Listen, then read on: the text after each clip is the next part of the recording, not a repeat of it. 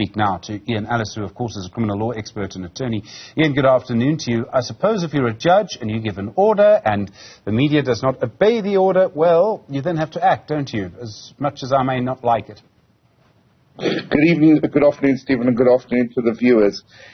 Yes, the only problem that can actually be said with that is that there's still photographs, and as soon as he leaves the courthouse, people are snapping photos of the man. So the judgment is correct, and it's there to protect witnesses.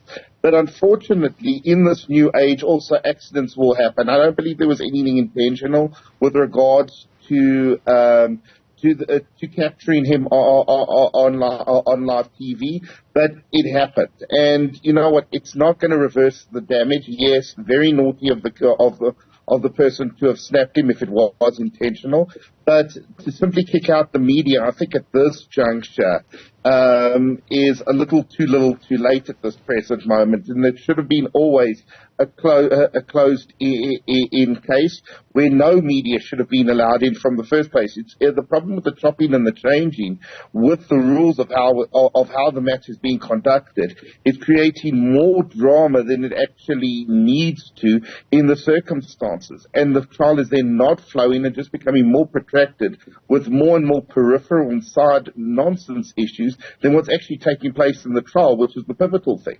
And I feel that it's also creating a huge amount of distractions unnecessarily for the judge.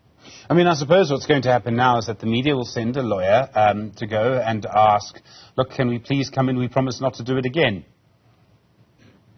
Well, that will be the immediate thing. There'll be another application, and the judge will consider it, and then I presume that the media will be allowed back in there.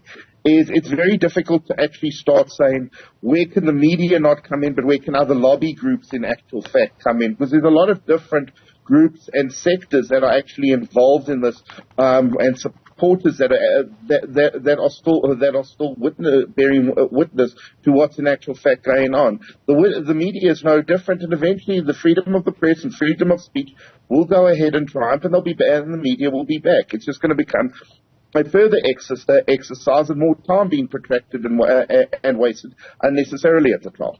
Ian, we've been all watching the testimony before all of this happened, of course, the testimony of Tumelo Madlala.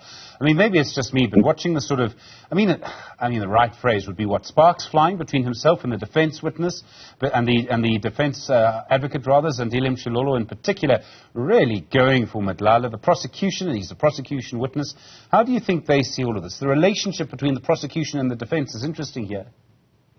I'll tell you something, that I find the decorum in this matter to be far below the normal standard of how the parties are in actual fact conducting themselves.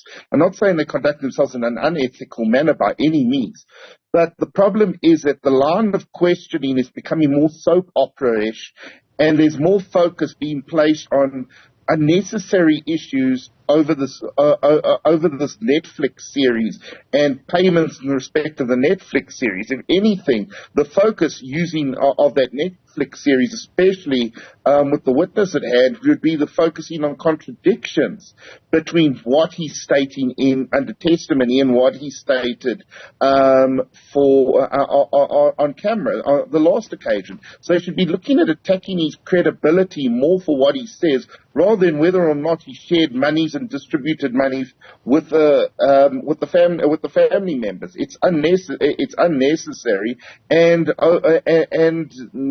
irrelevant for the focus on him. It doesn't matter whether he's the most horrific human being on the face of the planet. The fact is with whether he's telling the truth and whether his testimony is credible and whether it contradicts what he in actual fact said in terms of on that series.